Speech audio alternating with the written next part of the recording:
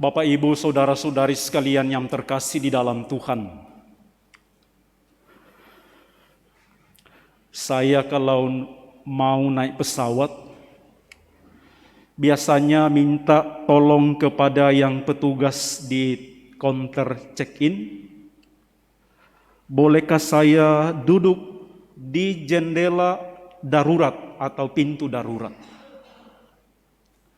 Mengapa memilih tempat di situ? Karena lorongnya itu lebih luas. Karena kelas ekonomi. Tetapi biasanya petugas di kabin atau pramugari di kabin akan memperhatikan siapa yang duduk di sana. Selalu ditempatkan laki-laki. Dan ditempatkan orang yang minta maaf tidak terlalu gemuk. Dan orang yang duduk di situ tidak membawa barang-barang untuk diletakkan di bawah kakinya. Karena itu akan menghalangi orang kalau ada apa-apa untuk keluar melalui pintu darurat atau jendela darurat itu. Hari ini Ibu Bapak Saudara-saudari, kalau Anda cukup jeli mendengar kata-kata Yesus hari ini, berjuanglah untuk masuk melalui pintu yang sempit itu. Kalau saya membayangkan mungkin saudara-saudari yang berbadan besar mungkin agak tersinggung dengan pintu ini atau kata-kata Yesus ini. Atau kepada kita yang banyak beban yang mau dibawa, banyak beban yang digenggam, mungkin akan tergelitik dengan kata-kata ini. Rupa-rupanya Yesus menghendaki bahwa supaya orang bisa lewat melalui pintu yang sempit itu, jangan membawa banyak beban.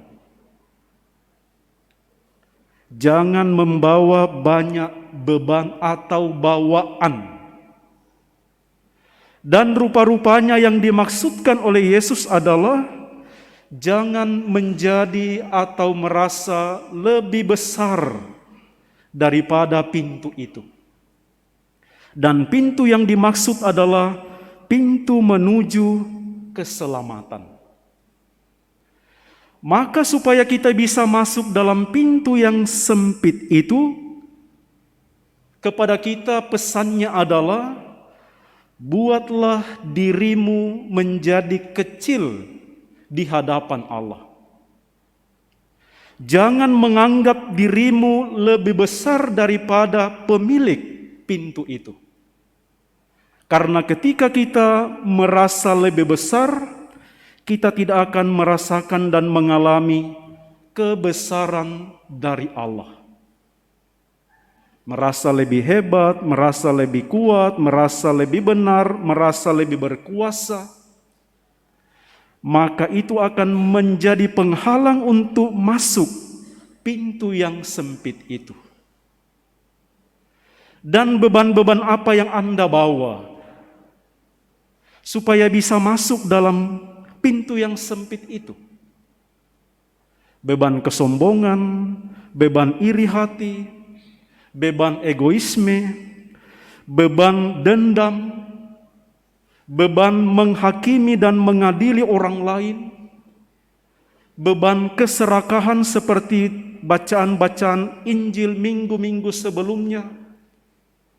Yesus memberikan ajaran kepada kita untuk meninggalkan apa yang akan menjadi penghalang memasuki pintu yang sempit itu. Yang kedua, saudara-saudari, jika tuan rumah telah bangkit dan menutup pintu, kamu akan berdiri di luar. Masih pengalaman naik pesawat kalau ada orang yang terlambat, entah itu terlambat segala-galanya, maka pintu pesawat sudah akan tertutup. Tidak akan bisa masuk lagi. Dan itu akan membawa kerugian. Akan membawa banyak hal yang membuat kita kemudian tidak bisa menikmati penerbangan itu. Dan dengan itu Yesus menghendaki supaya orang-orang yang telah percaya kepadanya selalu berjaga-jaga, selalu siap sedia. Kapan tuan rumah akan segera menutup pintu? Selalu ada panggilan, selalu ada pemberitahuan, supaya setiap orang siap sedia dan berjaga-jaga. Kalau Anda tidak berjaga-jaga, Anda tidak waspada, maka pintu akan ditutup dan Anda akan berada di luar. Mari kita mohon dalam perayaan Ekaristi ini, Ibu Bapak Saudara-saudari, semoga kita menjadi orang-orang yang merasa rendah hati, merasa kecil di hadapan Allah, dan karena itu kita bisa menikmati kemahakuasaan, kebesaran Allah. Dan juga semoga kita di dalam seluruh hidup senantiasa siap sedia dan berjaga-jaga.